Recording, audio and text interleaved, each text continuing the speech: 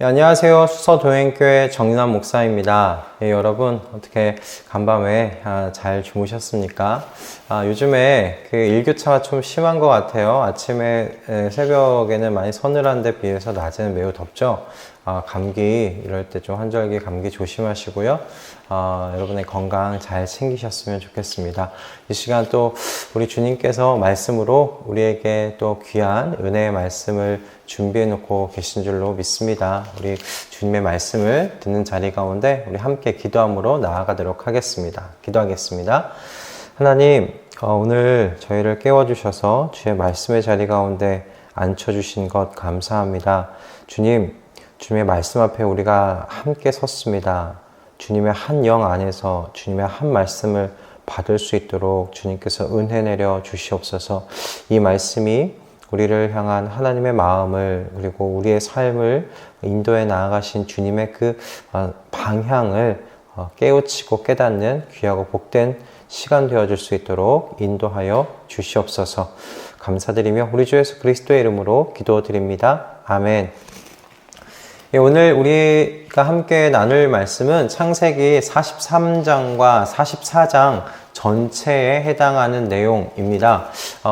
하지만 저희가 이걸 다 봉독할 수는 없어서 오늘 제가 봉독해 드릴 본문은 창세기 44장 14절에서 18절까지의 말씀을 봉독하고요. 43장부터 44장의 내용을 함께 좀 나누도록 하겠습니다.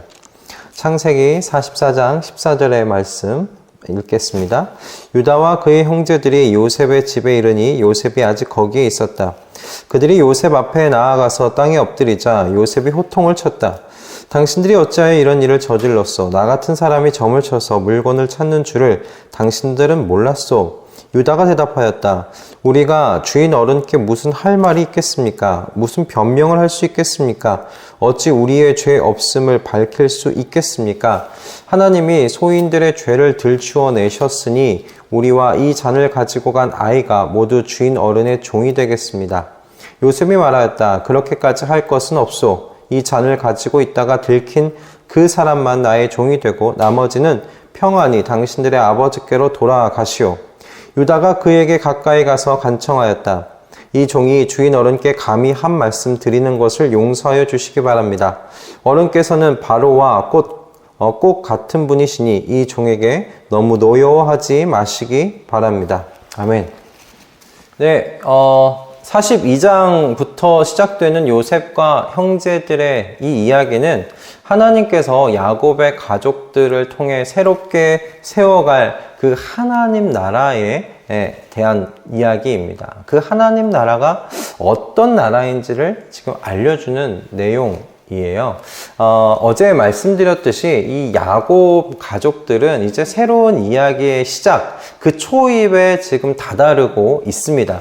이제 야곱의 가족들은 그냥 그저 한 부족으로서 이렇게 남아있을 것이 아니라 이제 하나님 나라를 향한 한 민족, 큰 민족으로 왕성하게 성장해야 하는 그런 이야기 안으로 들어가는 바로 그 초입에 지금 다다른 것이에요.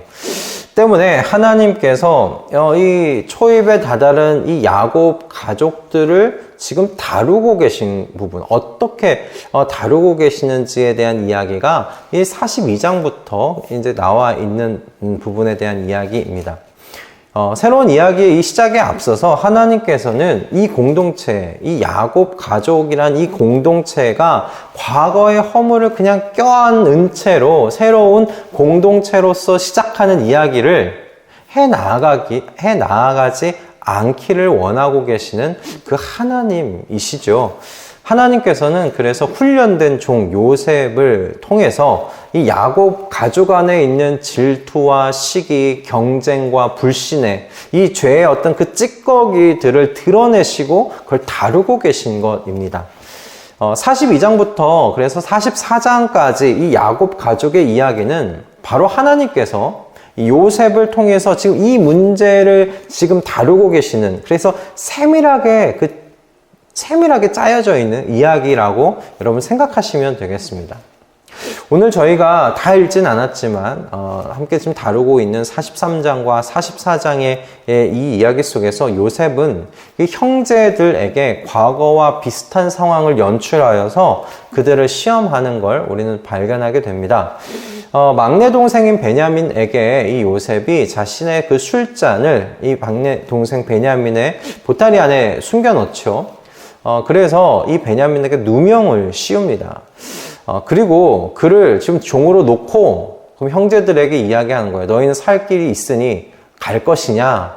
이렇게 지금 시험을 하는 것입니다. 아니면 과거를 회개하면서 이 막내 동생과 함께 대가를 치를 건가? 이 막내 동생을 보살필 건가? 이 막내 동생을 위해 헌신하고 희생할 건가?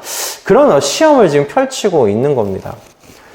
요셉은 형제들에게 사실 이 베냐민만 놓고 가도 된다라고 이야기를 했어요. 그러나 형제들을 대표해서 유다가 나서서 우린 그럴 수 없습니다 라고 지금 길게 요셉에게 호소하는 내용이 44장 18절부터 마지막 절까지의 긴 내용입니다. 이 긴 이야기 속에서 이 요셉과 베냐민을 편애했던 아버지에 대한 그 걱정과 사랑을 이 유다가 표현을 해요. 그리고 베냐민을 위해서 내가 남겠다. 다른 동생들 다 보내달라. 내가 남겠다라고 자기를 헌신하고 희생하는 것을 우리는 보게 됩니다. 그런데 여러분, 사실 요셉을 파는데 앞장섰던 사람이 누구입니까? 바로 지금 이 유다입니다. 유다가 요셉을 팔자고 먼저 제안했던 사람이 지금 사실 유다였어요. 근데 그가 어느새 아버지와 이 가족들 걱정하는 형이 되어 있습니다. 그러니까 아버지에 대한 질투로 요셉을 팔았던 이 유다가 지금 아버지가 편애하고 있는 이 베냐민을 넘겨주는 것이 아니라 내가 이 베냐민 대신에 희생하겠다. 내가 남겠다. 라고 말하고 있는 거예요. 저는 이건 비단 유다만의 생각이라고 생각하지 않습니다. 다른 형제들을 대표해서 유다가 지금 말하고 있다고 생각이 들어요. 새로운 시작 앞에서 야곱의 가족들이 지금 과거의 모습을 벗어버려 가고 있는 거예요. 하나님께서 창세기 이 43장과 44장에 기록되어 있는 요셉과 형제들의 이 이야기를 통해서 지금 새롭게 시작될 공동체 안에는 이 죄에 대한 고백과 용서, 회개, 그리고 사랑의 섬김과 어떤 이 자기 헌신이 자리 잡아야 한다는 것에 대하여 지금 말씀하고 계시는 것이죠. 요셉과 형제들의 이 이야기는 그저 그들 사이에 캐캐 묵은 어떤 죄 용서와 화해에 대한 그런 이야기가 아닙니다.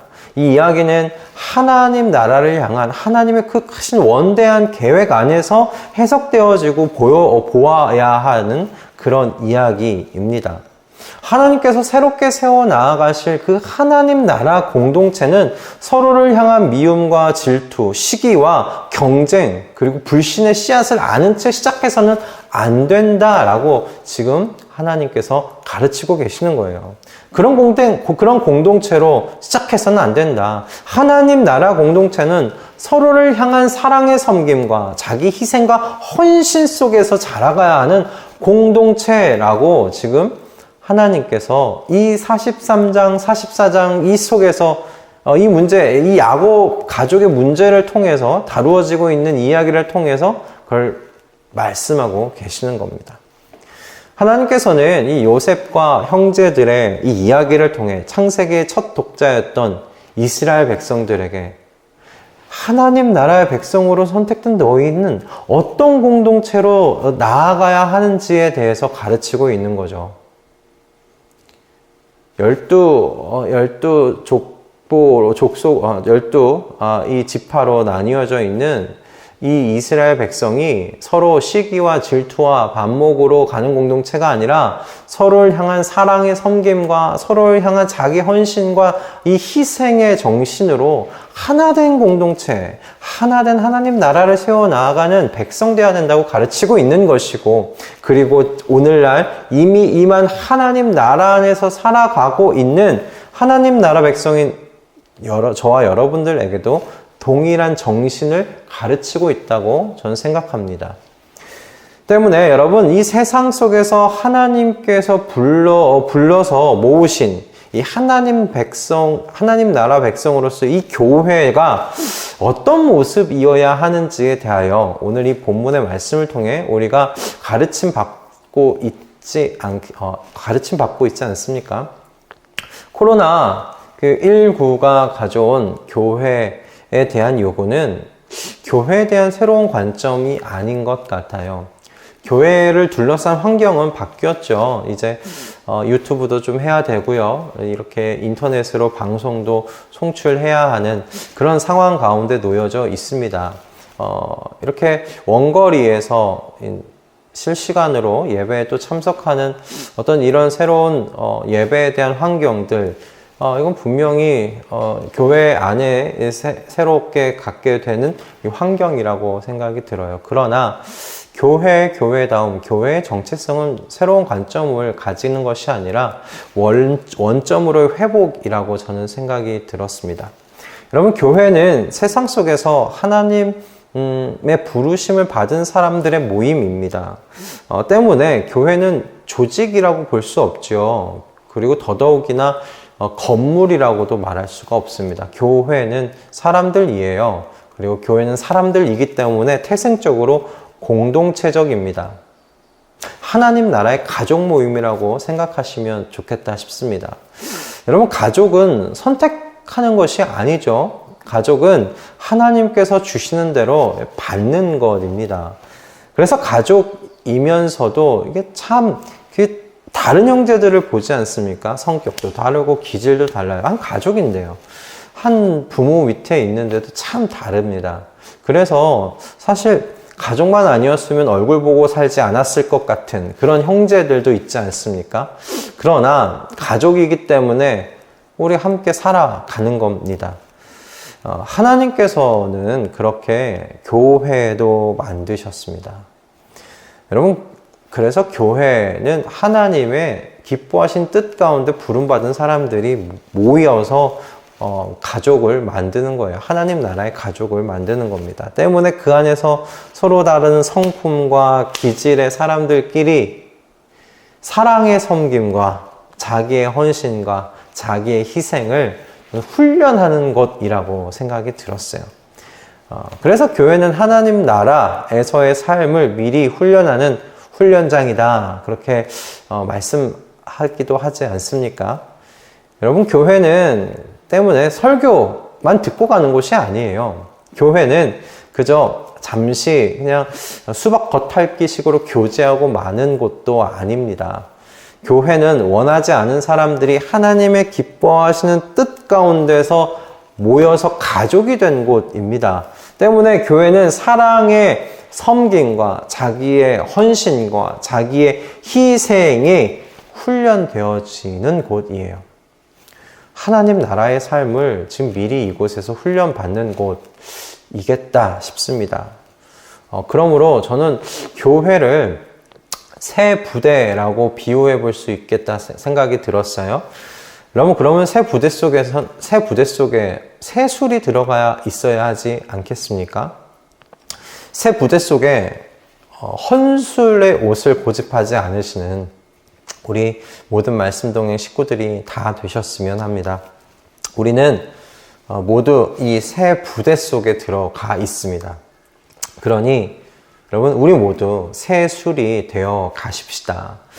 사랑의 섬김과 헌신, 그리고 자기의 희생, 그것을 하나님께서 가족되게 해주신 새 부대로서 이 교회 안에서 훈련해 가는 저와 여러분들 다 되실 수 있기를 주님의 이름으로 축복합니다. 우리 새 부대 속에 이미 들어와 있습니다. 새 술이 되어 가셨으면 좋겠어요. 그런 하나님의 자녀들을 하나님께서 기뻐하시리라 믿습니다. 할렐루야. 기도하겠습니다. 하나님, 오늘도 우리에게 귀한 말씀 허락해 주셔서 감사합니다. 주님, 우리는 교회 안에 속해 있는 사람들입니다. 하나님 나라의 이 가족의 모임 가운데 우리를 불러주셔서 감사합니다. 우리가 선택해서 모인 것이 아니라 하나님께서 불러주셔서 우리가 가족 되었습니다. 주님, 서로 다른 건 많고요. 성품과 기질도 서로 다릅니다. 그러므로 그것 때문에 시기와 질투와 불신으로 가득한 공동체가 아니라 그렇기 때문에 더더욱 사랑의 섬김으로 자기의 헌신과 희생으로 그렇게 하나님께서 기쁘신 뜻 가운데 가족으로 맺어주신 이 공동체를 더욱더 하나 되게 만들어가는 우리 모든 새 술들이 되어질 수 있도록 인도하여 주시옵소서. 우리가 이미 새 부대에 들어와 있음을 늘 기억하게 하여 주시옵소서. 감사드리오며 우리 주 예수 그리스도의 이름으로 기도드립니다. 아멘. 예, 여러분, 오늘 또 귀한 말씀 주님께서 우리에게 허락하여 주셨습니다. 여러분, 우리 교회, 새 부대되는 교회 안에 들어와 있습니다. 그곳에서 우리가 새 술들이 되었으면 해요. 하나님께서 요셉과 형제들을 다루시면서 이제 새롭게 시작되어지고 새롭게 성장해 가야 할 그 하나님 나라 이 공동체 시작을 어떤 모습 속에서 시작하려고 하시는지 이 하나님 아버지의 그 마음이 읽히는 오늘 말씀이 되었으면 좋겠습니다. 여러분, 오늘 이 말씀 속에서 교회에 대한 여러분의 가치관, 여러분의 생각들이 정리되어지고 또 정돈되어지는 귀하고 복된 시간이 되었으면 해요. 여러분은 새 부대 안에 들어와 있는 새 술들이십니다. 할렐루야. 오늘 하루도 주님께서 주시는 또 말씀의 테두리와 주님의 동행하심 속에서 승리하실 수 있기를 바라고요. 우리는 내일 아침에 또 주님께서 주시는 말씀을 가지고 이 자리 가운데서 만나도록 하겠습니다. 여러분, 오늘 하루 승리하십시오. 내일 아침에 뵙겠습니다.